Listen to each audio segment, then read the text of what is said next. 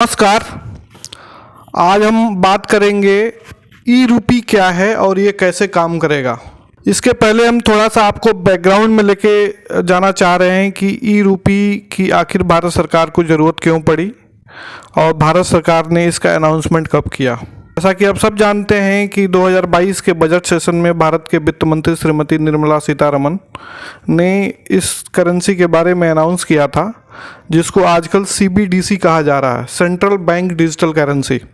Central bank digital currency को reserve bank of India ने 1 नवंबर को एक पायलट प्रोजेक्ट के रूप में लॉन्च किया और ये बेसिकली 2 तरह का करेंसी होगा, जो एक रिटेल करेंसी होगा और एक होलसेल करेंसी होगा। होलसेल करेंसी बेसिकली बैंक्स और फाइनेंशियल इंस्टीट्यूशंस के लिए होंगे।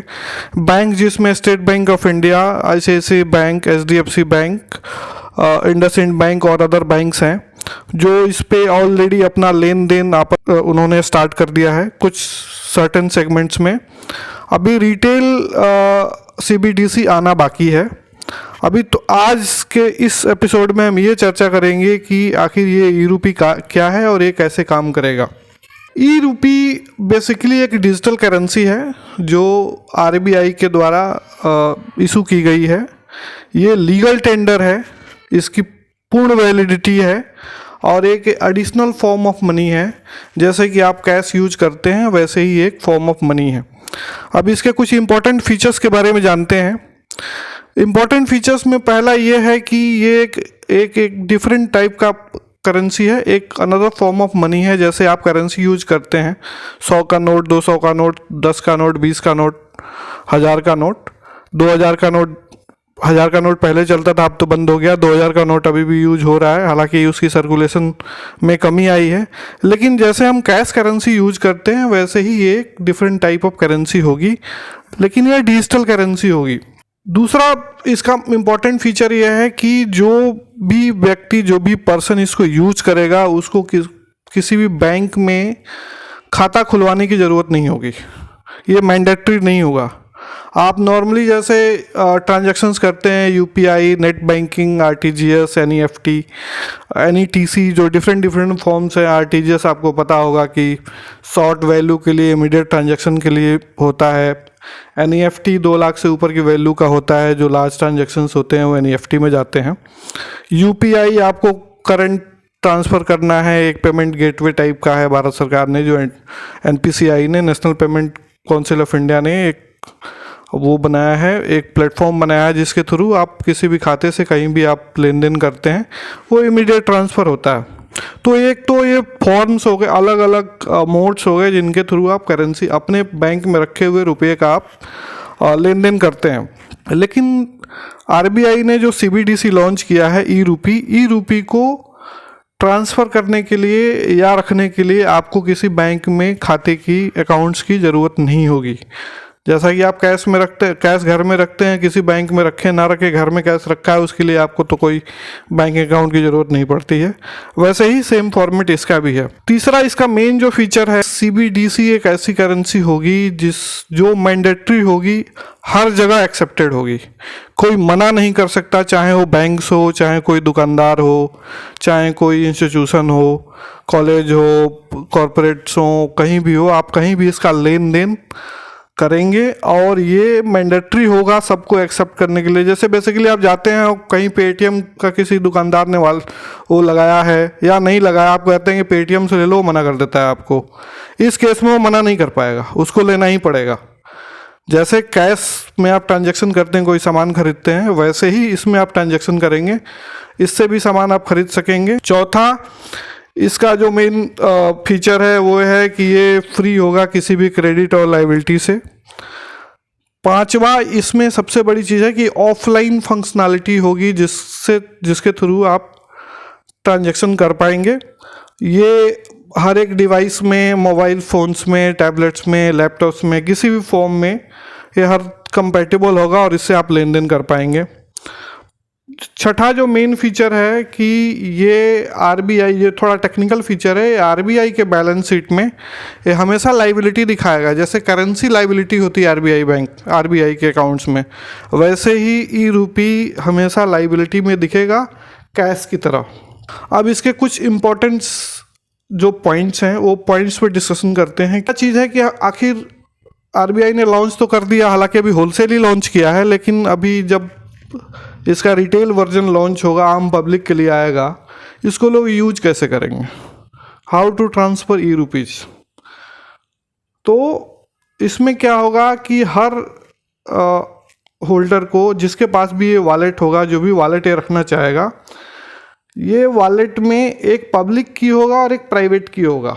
अब कोई दुकानदार है, उसको आप बोलते हैं कि मैं ई रुपी में आपको ट्रांजैक्शन करूँगा, तो वो अपना उसको एक पब्लिक की मिलेगा, पासवर्ड की तरह होगा। वो पासवर्ड अपना दिखाएगा, जैसे फ़ोन नंबर अपना दिखाता है यूपीआई ट्रांजैक्शन के टाइम में, वैसे ही एक पासवर्ड, पब्लिक पासवर्ड अपना देखेगा। आप पब्लिक पासवर्ड के थ्रू उसको ट्रांसफ़र कर सकेंगे और वो तुरंत ट्रांसफ़र हो जाएगा। आप जो ट्रांसफ़र करेंगे, जो सेंडर होगा वो प्राइवेट की तरह ट्रांसफ़र करेगा, जो रिसीवर होगा वो पब्लिक की के थ्रू रिसीव करेगा। दूसरा, कैश जो हम ट्रांजैक्शन करते हैं, सपोज वो कैश ट्रांजैक्शन पे नाम नहीं लिखा होता है कैश किसका है, तो क्या ई रुपीज़ पे भी यदि आरबीआई ये कह रहा है कि ई रुपीज़, वो पहचान छुपी रहेगी सेंडर और रिसीवर की। 100 का नोट आपके पास है, कल दूसरे के पास चला गया तो उसमें नहीं लिखा है कि किसके पास से आया है। जो होल्ड करता है उसी के पास पता चलता है कि हाँ इसके पास 100 का नोट है।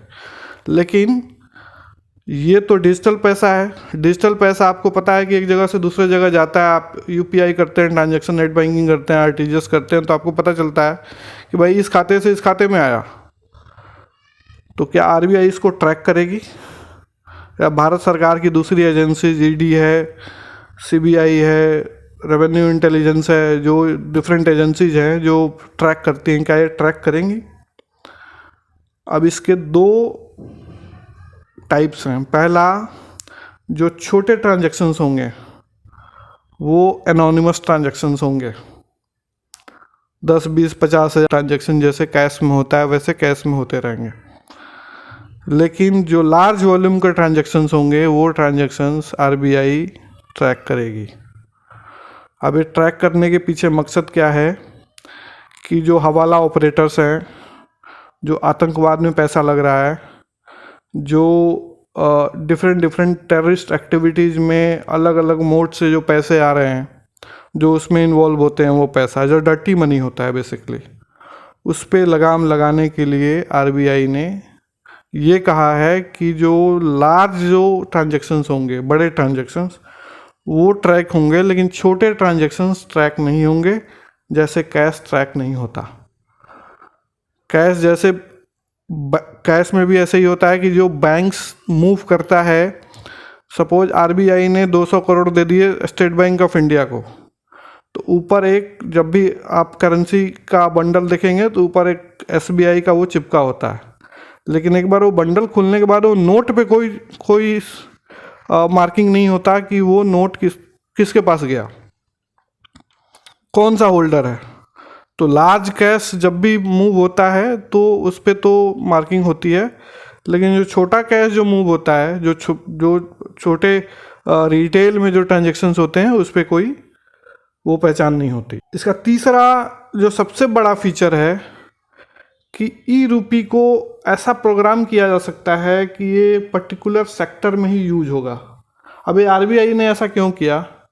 ये इसलिए किया, सपोज जेएंडके का जो हाई टेररिस्ट एक्टिविटी वाला जो रीजन है, सोपोर, अनंतनाग, श्रीनगर के जो इलाके हैं, अब यहाँ पे जो करेंसी मूव हो रही है, तो गवर्नमेंट ये भी कर सकती है कि उस पर्टिकुलर ज्योग्राफी के लिए, उस पर्टिकुलर लोकेशन के लिए, उस पर्टिकुलर सेक्टर के लिए, सपोज जैसे सबसे ज़्यादा कैश कहीं मान लो कि रिटेल सेक्टर में यूज हो रहा है, जहाँ पे लोग कैश में लेन देन करते हैं। 1 करोड़ का फ्लैट है, 50 लाख कैश में दे दिया, 50 लाख लोन दिखा दिया, तो 50 लाख कैश वो ब्लैक मनी चला गया।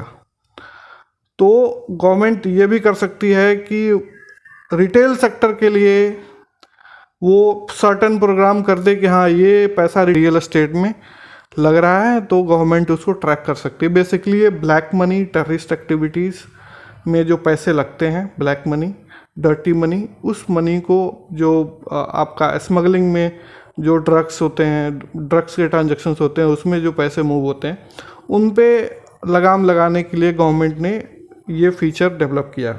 छठा है, आप जैसे सब जानते हैं, जैसे बताया कि ये ऑफलाइन मोड में भी ट्रांजैक्शन हो सकता है।